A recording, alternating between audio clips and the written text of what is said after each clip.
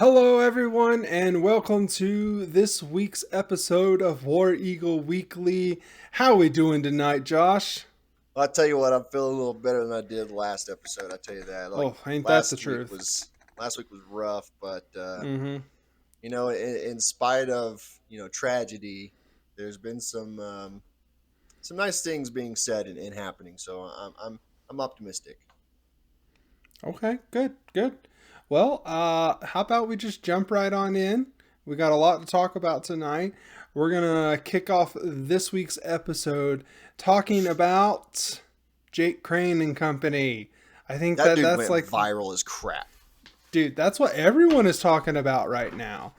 So, Him, yeah. real quick, I'm going to read what he said, just a quick statement, basically. Um, I don't know if it's a summarization or not. I just got it off of Locked On Auburn. So he says, as Auburn fans, when are we going to say enough is enough? When the stage is the biggest and the lights are shining the brightest over the last decade, with the exception of the 2019 Final Four run, it seems like whenever everyone is focusing on Auburn, they always fall a little bit short. Okay, so this was on the Locked On Auburn podcast from the 25th of March. Jake Crain with Crain and Company was, like you said, he went kind of viral with this. Josh, is he right? You know what? I listened to the episode and I watched his little video on Twitter, and I happen to really agree with him on a lot of the things he Oh my said. gosh. Like, no, like think about it, Cameron. The big stage is there. The lights are on Auburn. The world is watching. And what does Auburn do? They crash and burn. 2013 National Championship. We had FSU on the ropes. We let them score to end the game. Almost ran the kickoff for a touchdown, but that's didn't happen. Then 2017, was it 2017? We were in the SEC championship game, Yeah, and we yeah, it was friggin' 2017. took a friggin' dump after we smashed that same Georgia team in the regular season. Then this last football season had Georgia on the ropes, couldn't get it done. If we had Alabama 4th and 31, bro, couldn't get it done. Yeah. Those are really big games. Everybody was watching Auburn, and Auburn crashes and burn. And the last thing that happened was we lose in the round of 64 to friggin' Yale. So I agree with him. I also agree with him that it's too early to judge Hugh Freeze on any of the football Right. related topics. But at this point, Bruce really doesn't have an excuse. He's the Okay. best See, thing to now, ever happen to Auburn basketball. Best thing to yeah. ever happen to Auburn basketball. Yeah. I will never take that away from him because without him, dude, what was Auburn basketball? Nobody friggin' cared. And now, Yep, again, nobody. going back off what Jake Crain was saying, nobody beats the Auburn fans. The team calls for action, team calls for them to come and support the team. Guess what they do? They jump in their car and go to Nashville to watch. Right. No, I know. That's what he was saying. The fans deserve more. I completely agree with Jake Crain. 100%. Now, see, okay, in principle, he has a point. And I get what he's trying to say, and it's in the heat of the moment, and you know how upset you and I were after that Yale game. So I totally get someone on a national stage like Jake Crain is going to say the viral thing. Okay? He's going to say the thing that gets everybody talking about him. And hey, that's his job. Kudos to him. And he's speaking from his heart, and he's speaking off of his mind. And I get that. But at what point do we sit here and take a look at ourselves as fans and say we criticize the Alabamas of the world, we criticize the Kentuckys of the world that just think that they should be competing for national titles every year? Okay, coming out of football, we understand that is something that, yeah, we would like for it to happen, and yes, we want it to happen, and yes, we expect our team to get to that point to where it is happening. And in basketball, we are okay to have that feeling, but we can't be entitled little crybabies sometimes. And right Oh, now, yeah, it I kind of agree. feels like he's being a little bit of an entitled little crybaby. Oh, Auburn's the new one of the new blue bloods. They should be able to get through the round of 64. Well, guess what? In basketball, there are those hardcore blue bloods. And don't get me wrong, you know I love this Auburn basketball team. But the Kansases of the world, the Duke Blue Devils, the North Carolina Tar Heels, okay, they, yes, had to get to that point to where they could sit there and say that they were the blue bloods. Well, I Okay? understand where you're coming from. They had to earn that point. Okay? Auburn has not quite earned that point. Yes, we have had a great 10-year run under Bruce Pearl. And yes, since 2019, we have been the best basketball team in the SEC, and it's not even close in my opinion. But the minute we start sitting here saying, oh, we're entitled, we should be doing better than what we are, okay, yeah, you can have that feeling, and yeah, you can want that to be the case, but to sit here and say it the way that Jake Crain did, he offered up no solutions, was just saying, was just trying to be No, viral, in my the opinion. solution he talked about was the coaches doing a better job of getting the damn job done. Like, Okay, to I'm take sorry. words from What him does in Bruce Zach's Pearl mouth, have to do? What does he have to do better to get this team? He can't coach his control friggin' that we have guards. a Coach his player that gets guards. ejected. Coach his guards. Well, name another set of guards we had other than Jared Harper and Bryce Brown that have actually produced anything. Now, I know Aiden Holloway is Okay, super young, and I really feel for the kid. I don't want anyone to think I'm bashing on him at all. But he kind of shit his pants this whole season. right. What Jake Crain was saying is the coaches and the players need to be held accountable for not producing when it needs to be when production needs to be had. Because to take words But from what their I'm mouth from their trying to say, episode, we've tasted success. We've had a national right, championship in 2010 from football. We're in the Final Four in basketball, right, so we know what the success tastes like. We know what, as fans, we know what our teams are capable of. But right, and it I just get doesn't that, happen. and what I'm saying though is we are not at that level of fandom like your North Carolinas, like your Dukes, that can be so arrogant to think that we deserve to be there year in and year out. Hey, I In the will agree world with of you college on basketball, arrogance. there are levels. Okay, Kentucky hasn't been at that level in a long time, so I'm not even going to mention them in that blue blood talk. I'm talking about your North Carolinas, your Kansas, and your Duke. Okay, there's those level of teams there, and then you have your Purdue's that are in the tournament year in and year out and are supposed to do something year in and year out. And guess what? They always fall. Arizona, Virginia. Okay, you have what's another team that's Gonzaga. Okay, these are your teams that are on that next level, and I feel like Auburn is almost in that reach to where we can be talked about like the Arizonas, like the Purdue's. And guess what? I'm just as bad as everyone else that sits here and says, hey, Arizona's going to Arizona. They proved that tonight. Yes, Okay? they I did. get that. I get that. And we're always saying, hey, Virginia's going to Virginia until they don't. Purdue is going to Purdue until they don't. But the thing is we're not there yet. And right now, you can sit here and say, hey, Auburn can't close. They can't close. They can't win the big one. Okay, that's fair to say. But to be as critical as Jake Crain was and as passionate, don't get me wrong, the man is passionate about what his opinion, and he will yell at you to your face and will not make any bones about it. And hey, kudos to him. He's not one of those guys that is behind a keyboard saying something. He will say it to your face. I truly believe that he will. He said that he talked with Bruce. He said that he's talked with the basketball coaches. And so I believe that he told him this and he spoke his mind. I totally believe that. But what I'm saying is that his opinion, in the sense that we should be entitled and should expect nothing but greatness, is just like the fans that we criticize with Kentucky, is But just like the Cameron, fans that we criticize with Tennessee. in We our criticize flagship these fan sports, bases. we should expect greatness. You can't I just say, "Oh, it was a good regular season," but it's okay to crap your pants but in see, March Madness. and That's see not what he's okay. mad about. What he's mad about is, okay, yeah, you can talk about baseball to an extent. Okay, we're not big baseball fans, but last year what they did, that you shouldn't be losing your playing in your backyard. I get that. But what he's talking about is basketball. And in basketball, us Auburn football fans, and that's what all Auburn basketball fans are. They started as football fans, and we expect that greatness on the football level, and there's a difference on the football level. Okay.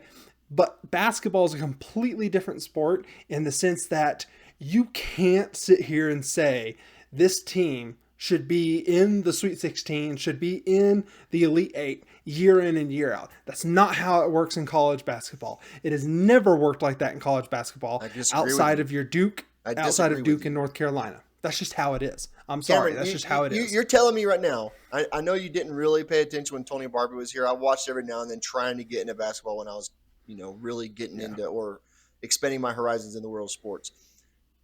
Those teams that Tony Barbie coached, there was no desire to win and to make their fans happy.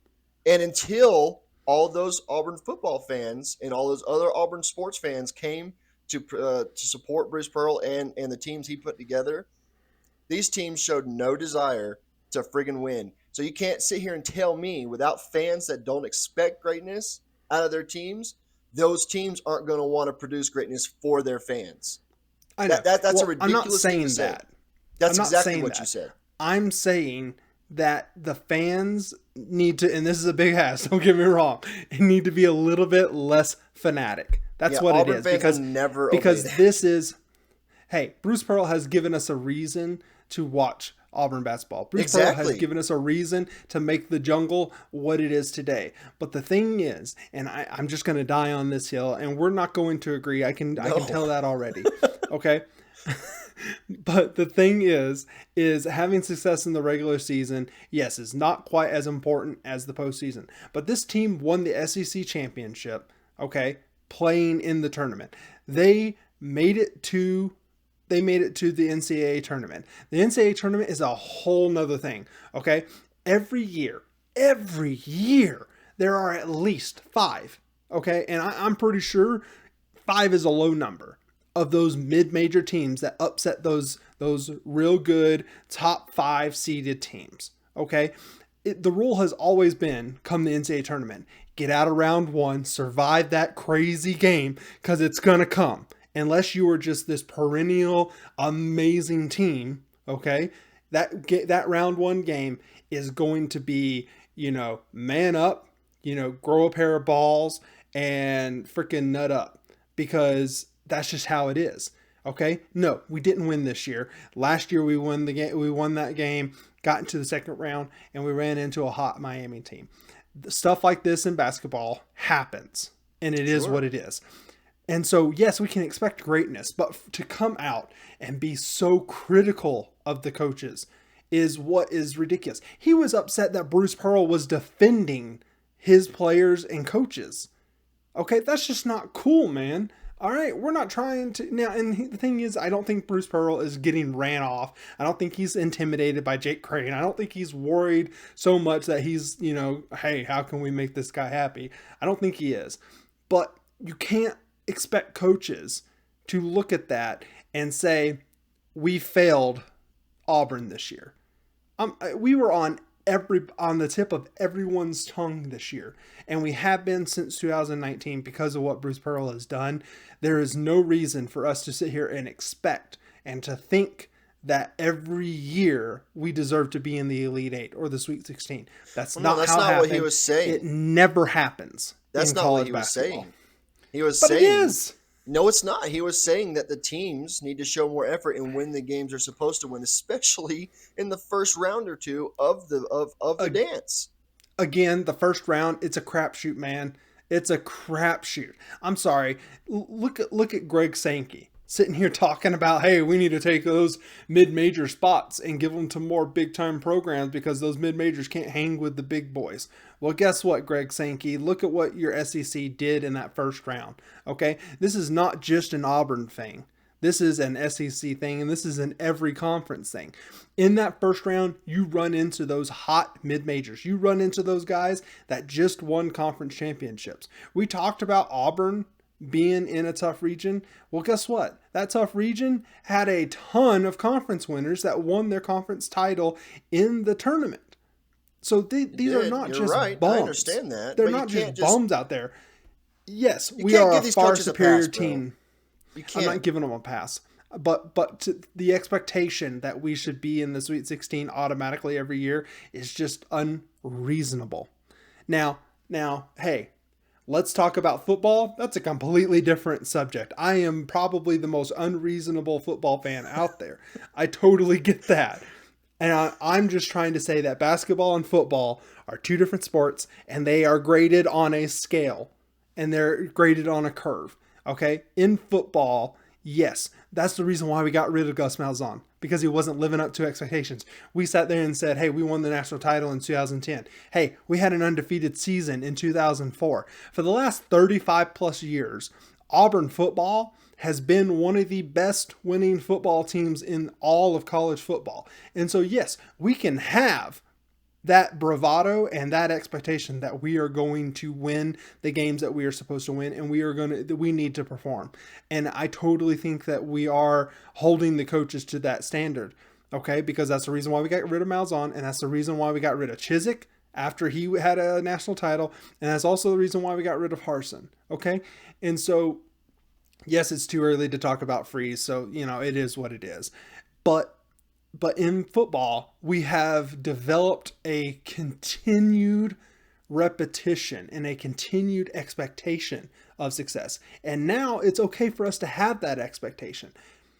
We haven't gotten there in basketball. We just Horse haven't hockey. gotten there. 10 years Complete is Buffalo biscuits, not Cameron.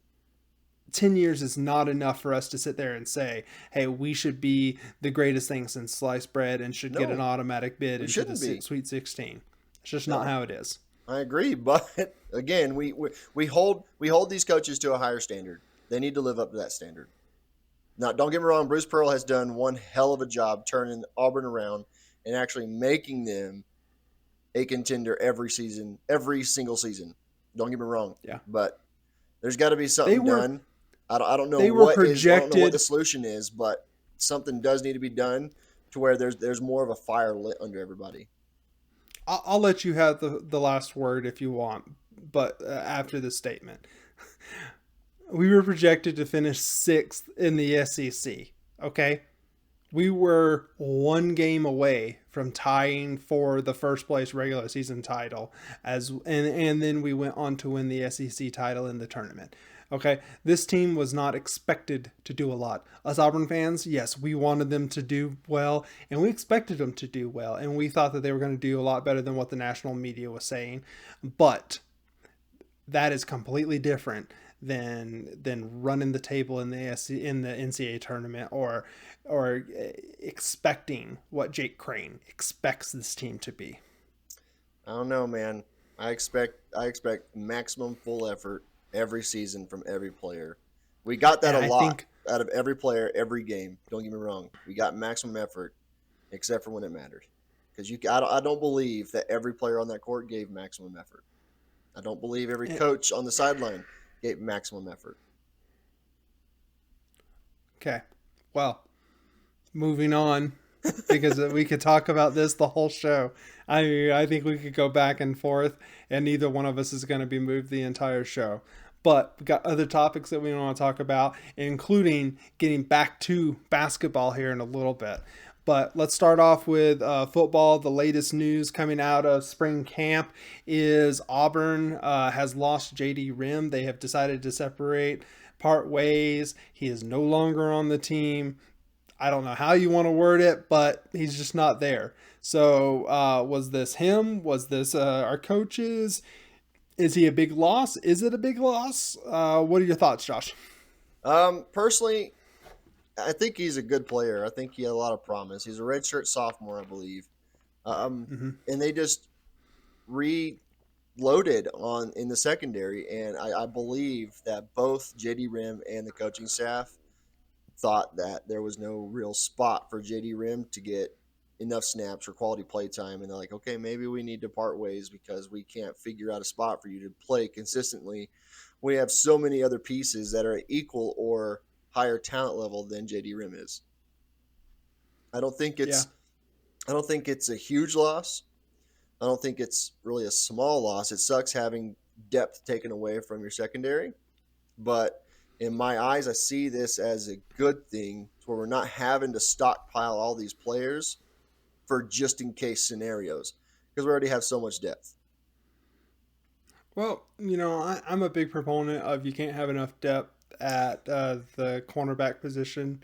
We saw that last year. We had to play a true freshman um, in Kay and Lee, and so I think I agree with you for the most part. He's a 4-star. I think he's a good player. It's just there's younger players around him Yeah. that are getting more Like I said, equal time, or and greater so talent. I totally get it. But I truly also do believe there is going to be a moment this year where we sit there and say, well, Damn it. JD Rim would have been a better option at that point. And, Well, we'll and I never think know it's going to now. happen. And hey, the thing This is is just we a got young pessimist in you, players. Cameron. What? It's just the pessimist in you. It's gonna happen every time. Never fails. I can set my Yeah. clock to it. But hey, I think he, like you said, he was a good player. Didn't quite live up to full expectations, but he had very talented people ahead of him, and it appears that we're in a really good position and have very talented people in front of Yes. him now, and that's why he left. But at the same time, also, it's got to be a personality difference because back in November, Coach Freeze said that it was a personal. Let's see, what did he say? JD and I are working through some personal issues. So whether or not JD Rim had issues with Coach Freeze or his coaches, or there was something that Coach Freeze wasn't happy with on the personal side of JD Rim, there was some animosity and some butting of the heads there. So, we really shouldn't be too surprised. And I think for the majority, we're not too worried about it. Yeah. I just think you can never have too much depth at that position.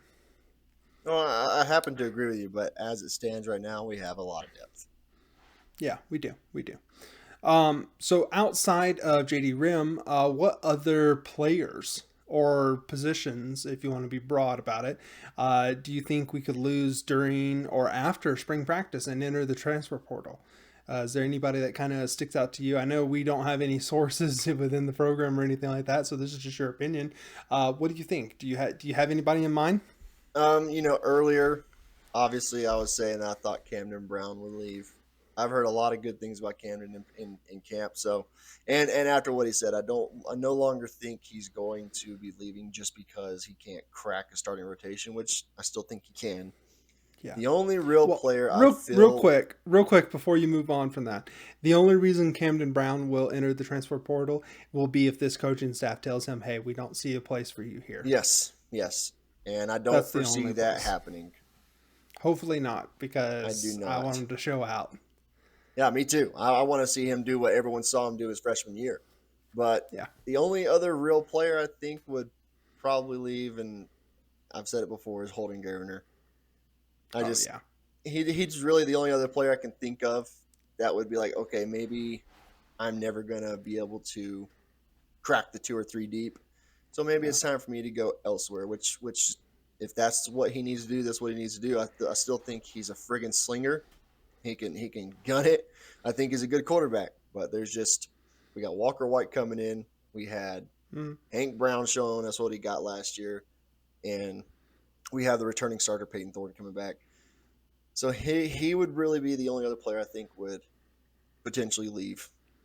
Yeah, I have him on my list. And the other thing with Holden Gerner is, they're also recruiting the heck out of those 2025 Yes. QBs, those top guys. I mean, they are going after the number 2 quarterback in the class right now. And from what I hear, we have a puncher's chance. And so, yeah, I think the writing's on the wall. He now, for all we know, and he kind of has already shown it, he wants to be at Auburn. I don't think that Yes. that's in play He came because to he's play for stuck Brian around. Harsin. Of course, he wants to be at Auburn. Right, right. So, well, he wasn't the top guy on my list because I knew you were going Really? to go after him right away. I think it's going to be Brian Batty, man. Well, he The already guy, he already tested the he entered, waters. he did, and he jumped back out of it. I get that. But at the same time, we are four deep, Yes, solid four deep at running back, and you can't keep Jeremiah Cobb off of the field, man. He you showed us can. that last year, and I think the second year he's going to be even better. And there's two great running backs ahead of Brian Batty, even if you don't count Cobb. So I don't think we should be surprised if Brian Batty You jumps know, I back in would the portal. I'm inclined to agree with you because he was always a threat to catch the ball from the backfield. Mm-hmm. But Cobb came in and showed that he can friggin' do that as well. So Yep. I don't know what they have for plan for Brian Betty. Hopefully he doesn't leave because you with cornerbacks, I'm the same way with running backs. You can't have No, too much I depth feel at you. running back. I agree. I agree. But Sam Jackson could be a serviceable fourth back. That's all I'm saying. I mean, maybe as a scat back like Ontario Michaela, but Oh, not Sam Jackson. What's the guy? He weighs like 240 pounds. didn't he graduate? No, he's still on the team. I can't Let's see. remember. While you're looking that up, though, I got some wide receivers on my list. I didn't have Camden Brown, but I got some receivers on my list. I think Coy Moore. This is a guy that came in his first year here. He thought that we had multiple 1,000 yard receivers that first year he was there. He was wrong.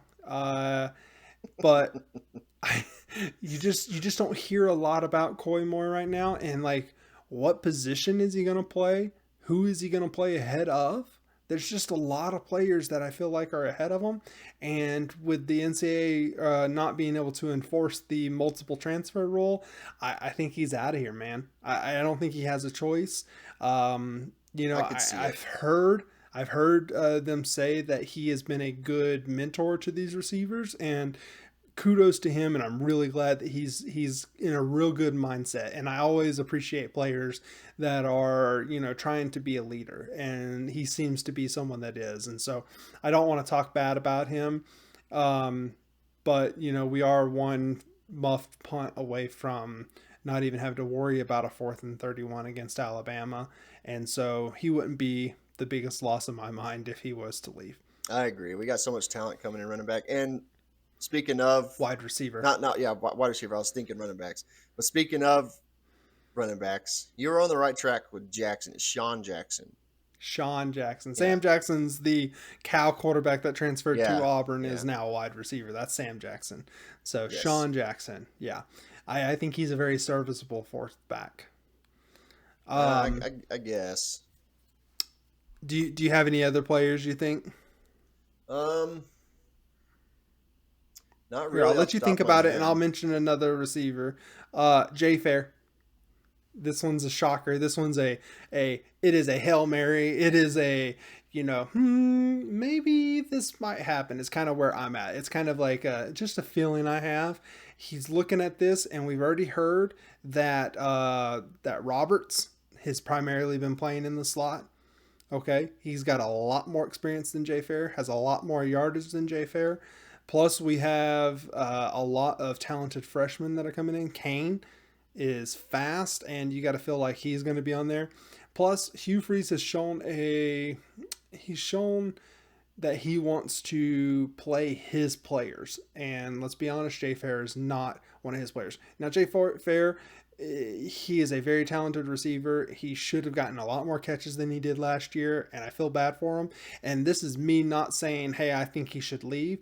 This is just, I wonder if he's kind of looking at things and saying, I'm probably not going to get as much playing time this year as I really want to. And so I wouldn't be surprised if he jumped in the transfer portal. But again, this is just a off the cuff type of thought that I have on that. I could see that happening. I don't think it will, but I Right. could Yeah. definitely see it happening. Yeah. 110%. Um, Staying on Go ahead. football though, it's been reported or leaked that Auburn and Nike are coming to terms for Nike to be the next apparel host for Auburn.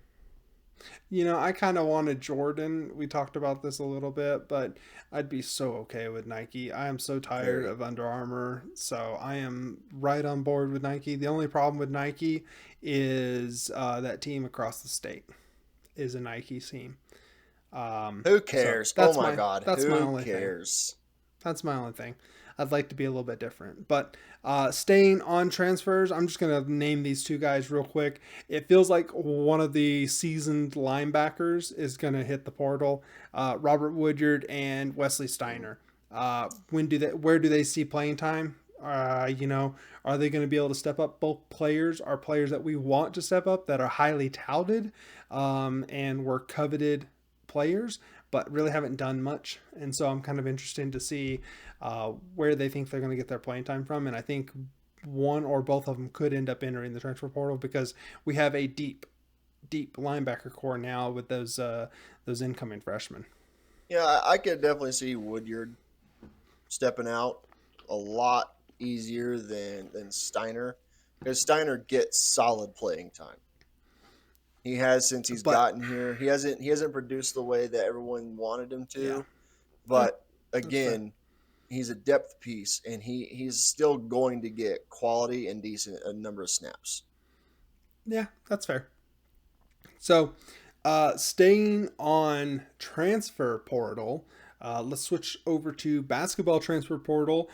Before we talk about outgoing Auburn players, let's talk about the possible incoming players. Um, did you think of any incoming players that we might be targeting? I kind of found an You article know, out there of some possible players. not gonna lie, I haven't really been paying attention to the basketball transfer portal. Um, Mm-hmm. I just there's a lot of it's I don't know. I really haven't. That's all I can say. I really haven't been paying attention Okay. to basketball Well, transfer portal. Well, then I'll hit on the there was three players that were mentioned in an article I was reading. The first one is Clifford Amori, who plays at Rutgers, and Auburn actually recruited back in the 2020 class. He was a four-star coming out of 2020. It has been reported that the coaching staff has reached out to him, and so last year he averaged 10.4 points per game, 8.3 rebounds per game. His block percentage, so he's not a great offensive weapon, but his block percentage, I think he's a power forward. Of 12.8%, and that ranked number 7 nationally. That's pretty So, damn good. yeah. So we'll see where they go with that because I mean, obviously, we need to replace Jalen Williams and possibly even Janai Broom. But we'll talk more about that here in a little bit. The other player is Cade Tyson from Belmont. So one of your smaller schools, kind of a person moving up. He was unranked out of high school, but last year he was 46.5% from three and had 5.5 attempts per game last year. He's a 6'7" small forward, scored 16.2 points per game and 5.9 rebounds per game. Bruce is going to get more scorers and more shooters, man. That's what This we is need. something the team has needed. So, the other player is JP Pegues, not not JJ Pegues, but JP Pegues out of Furman. He Actually, I have was heard his name. he was 35.8% from three on 7.5 attempts per game. He is a 6'1" point guard, but he scored 18.4 points per game, 4.3 rebounds per game, and 4.8 assists per game. Clearly, it looks like they're going out trying to find some leaders and trying to find some talent to increase the depth here again So, what are our this year for actual Auburn. chances of getting these guys, though, Cameron? Well, I don't know. I mean, those are pretty small schools. So, Hey, and again, you CBM comes talked from Duquesne and San Diego State. Don't tell me about small schools.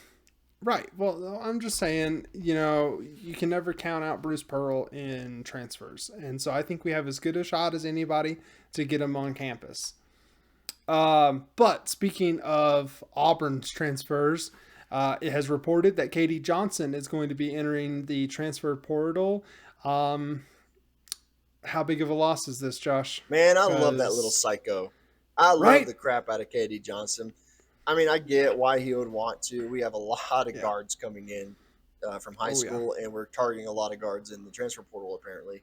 But man, all I know is I'm going to root for that kid wherever he goes. No matter where he yeah, goes, I'm going to root for him.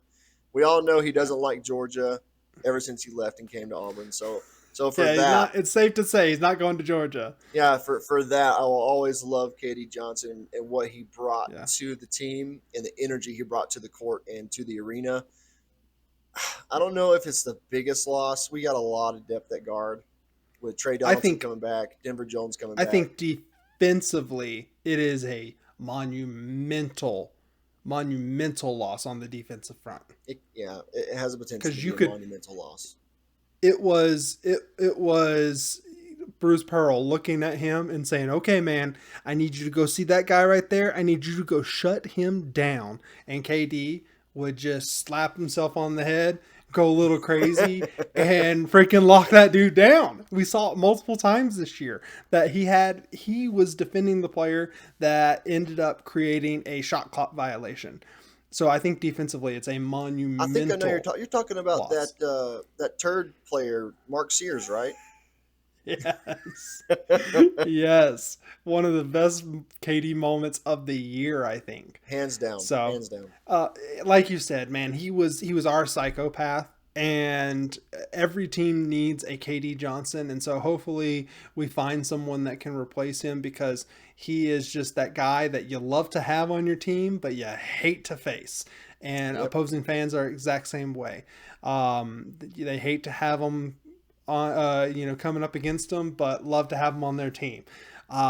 So I think it's a big loss. Plus leadership, plus he and Bruce Pearl went through something not this last year, but the year before, where he had to take a smaller role, and he transitioned to that very very well and was he wasn't out there on social media being a stubborn little boy. He wasn't out there being you know petty about it. He took it like a man, and yeah, he sulked a little bit, and yeah, he was upset, but who the freak wouldn't be? But this year he came in and he just seized that position and just did a phenomenal job. I can't say He did. enough good things about KD Johnson. I will say I will not miss the bad KD, because there were those Yep. moments where you're just like, oh no, here he I've said it all year comes. long, man. My one of my least favorite Don't. things is KD Johnson driving the basketball, and one of my favorite things is KD driving the basketball. You Yeah. never knew what you were going to get, but you always knew it was going to be something. Right, exactly. So, and then what else is the media and the game commentators going to talk about when the Right? second unit comes in? You, So, they're going to talk about, I don't know. They're going to talk about how well Auburn shoots the ball. I don't know. oh, hopefully that's what they Yes. talk about. So who are some other players that we're going to see hit the portal? Because basketball, the portal is something new in the football realm, and the losing players is something new for fans. But on the basketball side of things, It's if you kind of don't more of a lose a player to regular. the portal, it's a regular thing. Yeah. Yeah. Yeah. So, You what know, other player do you think? I the only player I think will leave via portal would be Aiden Holloway. It's Hmm. the only one I've seen and heard a lot of things about Let's him. let's set this stage and say that we're not saying we want him to leave because I No, think no, he has no. great Yes, upside, and he was a 5 star for a reason.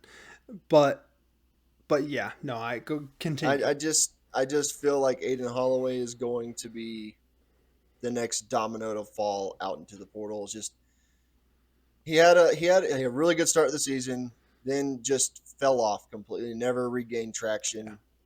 Bruce Mhm. Pearl was very vocal with him on the sidelines in front of the cameras in the crowd. I don't know if Aiden Holloway really liked that. I don't think he does. I don't know, but you never know with these high profile Yeah. athletes. I don't know if it's an ego thing. Him like, I'm not gonna let somebody talk to me this way. He's the reason I wasn't able Right. to get back on track because he's always in my ear. I don't know. I don't know the case, but everything I've seen and heard is Aiden Holloway being the next almost for sure player leaving via portal. Yeah, and the thing is I wouldn't have been surprised if he entered the portal before the Yale game, but after the Yale game, I saw his body language whenever he missed his first like five He did shots, not want to and be then out there. just he didn't want to be out there, and No, I think at that point that's when I kind of was like, okay, yeah, he's out of here, he's and I think gone. it's because he wants to leave and just a change of scenery maybe. Now, if he comes back, I'll be super Super happy, and stoked. I feel like he can definitely progress in his second year, and I think Bruce Pearl can help him get to that next level if he's willing to be taught. But it's taking up 20 points or 20 minutes a game and only having 7 points a game as a shooting point guard. Okay, as a shooting point guard. Now, if you're a distributor, I totally get it, but he only averaged 2.7 assists per game, so he wasn't really assisting a lot. Now he wasn't turning it over. Yeah, Give he's him very full good at credit turning it there. over. And in my eyes, if you're not shooting the ball, pass the damn ball. Create Yeah, shots for your other players. Don't play the hero. And I feel like he struggled with that a lot this year. There were some games where like, okay, maybe he can be the distributor that if he's not going to be a shooter, but I don't. I just it seemed like he was playing scared the second half of the season because he didn't yeah, want to miss the shot. yeah. No, I agree. I agree totally. Another player for me, I think it might be Chris Moore. Might be Chris Moore. No, He's getting up there no. in age. He's a seasoned player, but he's not. He lost his starting position. He's not going to be starting next year. Chad Baker Mazara is going to be the starter if he's around. I 14 minutes a game. Yeah, he shot 47% from the field, but only 26 from behind the arc.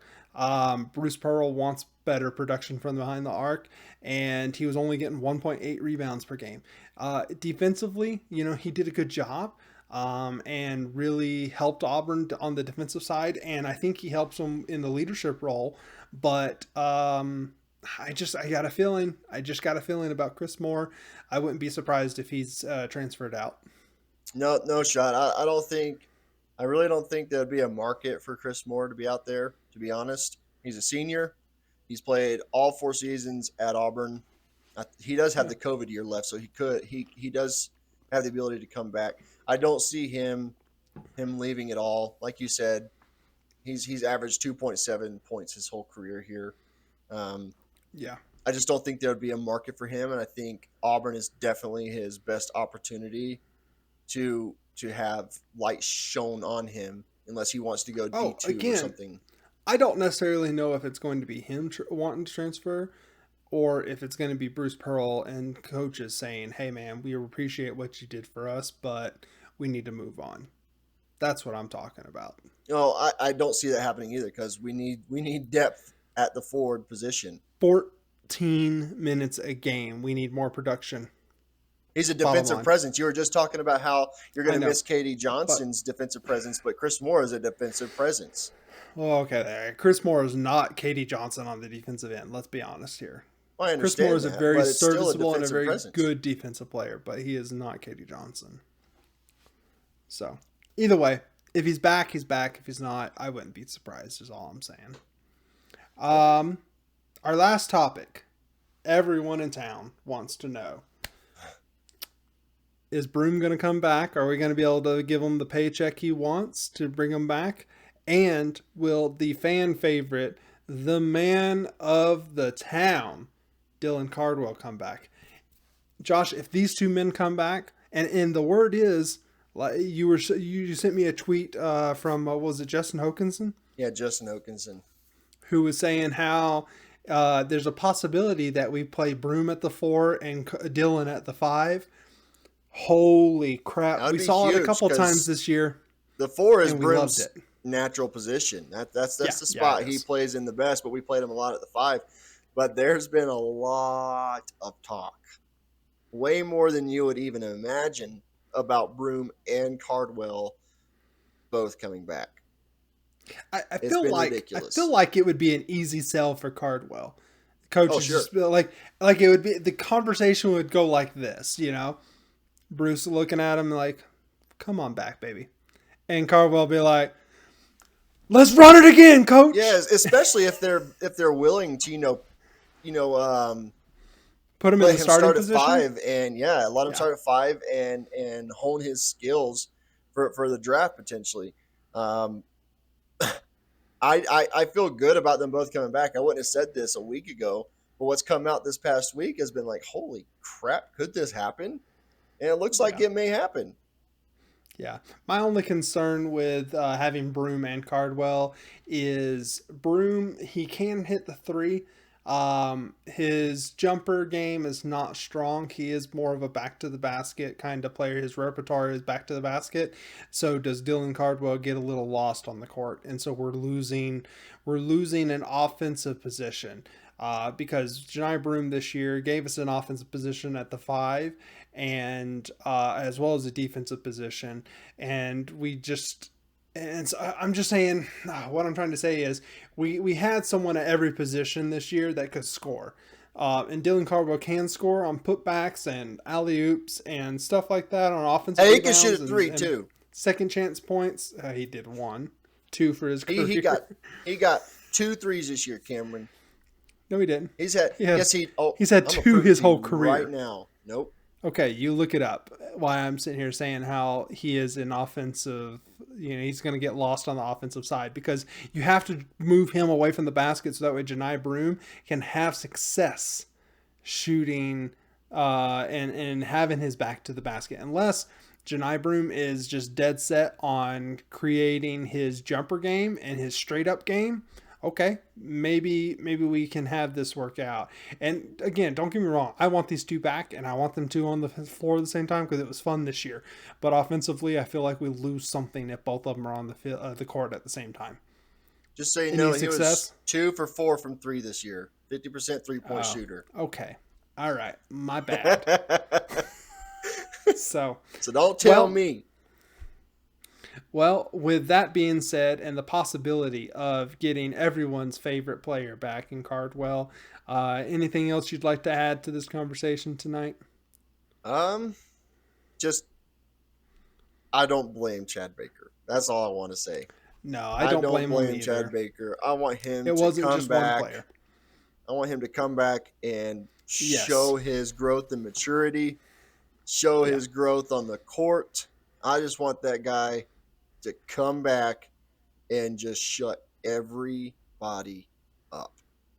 Yes. Yes. Amen to that. And on that note, War Eagle, Josh. War Eagle, Cameron. Don't forget to subscribe and click the notification bell so that way you are notified every time we drop a new video, everyone. War Eagle.